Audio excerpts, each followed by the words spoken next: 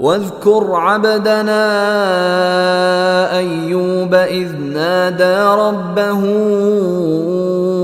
أني مسني الشيطان بنصب وعذاب۔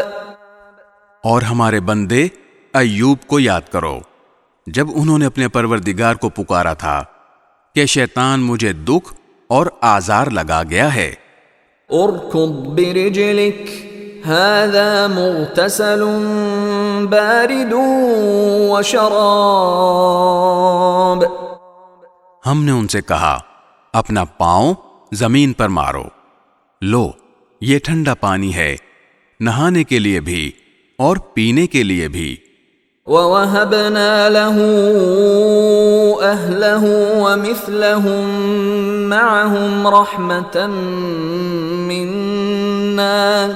رَحْمَةً مِّنَّا وَذِكْرَىٰ لِأُولِي الْأَلْبَابِ۔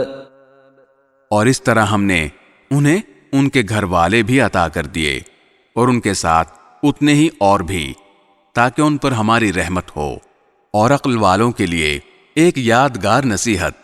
وَخُذْ بِيَدِكَ ضِغْثًا فَاضْرِب بِّهِ وَلَا تَحْنَثْ إِنَّا وَجَدْنَاهُ صَابِرًا نِعْمَ الْعَبْدُ إِنَّهُ أَوَّابٌ۔